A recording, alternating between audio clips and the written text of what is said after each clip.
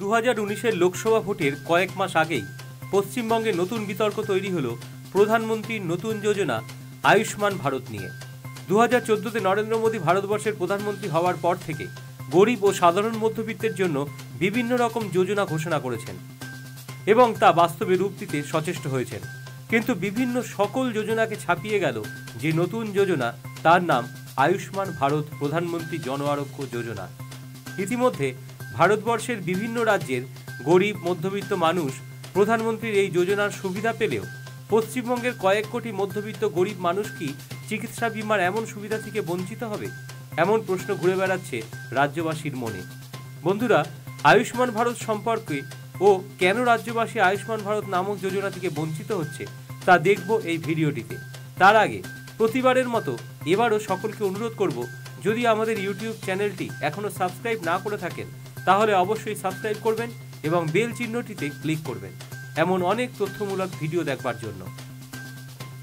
ভিডিওটি শুরুতেই বলি, মোদী সরকারের আয়ুষ্মান ভারত এই প্রকল্পের মাধ্যমে গরিব মধ্যবিত্ত ভারতবাসী সম্পূর্ণ বিনামূল্যে বছরে 5 লক্ষ টাকার স্বাস্থ্য বীমার সুযোগ পাবেন এবং স্বাস্থ্য বীমার সুযোগ শুধু সরকারি হাসপাতালেই নয়, নির্ধারিত বেসরকারি হাসপাতাল থেকেও নিতে পারবেন। 15ই আগস্ট 2018 প্রধানমন্ত্রী নরেন্দ্র মোদী ঘোষণা করেছিলেন এমন প্রকল্পের কথা। 25শে সেপ্টেম্বর 2018 দীনদয়াল উপাধ্যায়ের জন্মদিনে এই প্রকল্পের সূচনা হয়।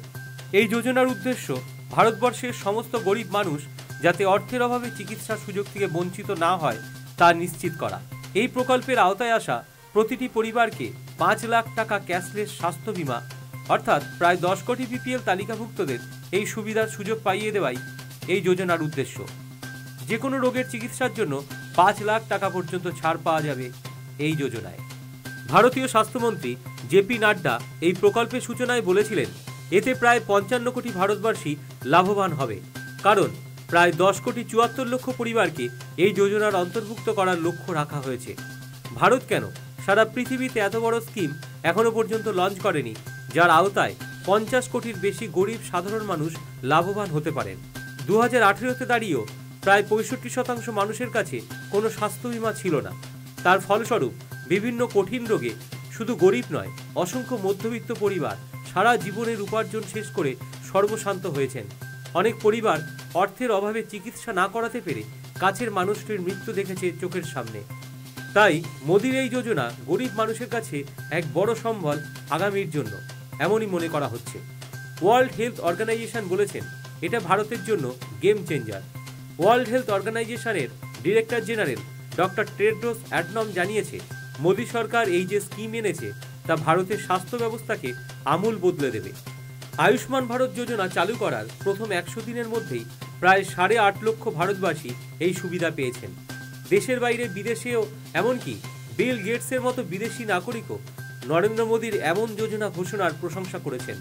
কিন্তু সারা ভারতবর্ষের সাধারণ মানুষ এই সুবিধা পেলেও রাজনৈতিক জাতাকলে পশ্চিমবঙ্গবাসী এখনও এই প্রকল্প থেকে বঞ্চিত হচ্ছে। খবরটি যারা দেখছেন তারা নিশ্চয়ই জানেন, বাংলার কোনো সংবাদ মাধ্যম এই যোজনা সম্পর্কে এবং পশ্চিমবঙ্গে এই যোজনা কেন রূপায়ণ হচ্ছে না তাই নিয়ে কোনো বিস্তারিত আলোচনা কখনো করেনি। গরিব গরিব বলে যে রাজনৈতিক দলগুলি পশ্চিমবঙ্গে রাজনীতি করে তারাও কেউ রাস্তায় নামছে না এই যোজনাকে পশ্চিমবঙ্গের মানুষের হাতে পৌঁছে দেওয়ার জন্য। রাজ্যের মুখ্যমন্ত্রী মমতা ব্যানার্জি পশ্চিমবঙ্গে আয়ুষ্মান ভারত চালু না করার সিদ্ধান্ত নিয়েছেন। এদিকে বিজেপি বলছে এ রাজ্যে আয়ুষ্মান ভারত যোজনা আটকে রাজ্যের গরিব মানুষের সাথে এই সরকার অন্যায় করছে। মমতা ব্যানার্জি এই বলে রাজ্যে আয়ুষ্মান ভারত প্রকল্প বন্ধ করছে যে যদি এই রাজ্যে আয়ুষ্মান ভারত চালাতে হয় তাহলে সম্পূর্ণ টাকা কেন্দ্র সরকারকে দিতে হবে। এমনকি ভোটের আগে মোদী আয়ুষ্মান ভারতের নামে নিজের প্রচার করছে বলে জানিয়েছেন তিনি।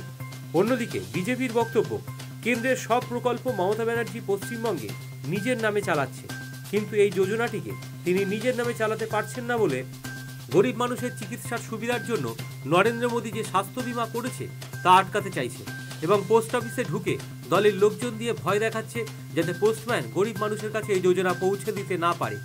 এমনই বিস্ফোরক অভিযোগ উঠছে। এখন এটাই দেখার যে আগামীতে রাজ্যের মানুষ সমগ্র ভারতবাসীর মতো এই বীমার সুযোগ পায় কিনা। বন্ধুরা, এমনই তথ্য নির্ভর ভিডিও দেখতে সাবস্ক্রাইব করুন আমাদের চ্যানেল এবং পাশের বেল চিহ্নটিতে অবশ্যই ক্লিক করুন। আপনি কি চান রাজ্যের গরিব মানুষ প্রধানমন্ত্রী জন আরোগ্য যোজনার সুযোগ পান? তা লিখে জানান আমাদের কমেন্ট বক্সে এবং ভিডিওটি ভালো লাগলে লাইক এবং শেয়ার অবশ্যই করবেন। ভিডিওটি শেষ পর্যন্ত দেখবার জন্য ধন্যবাদ।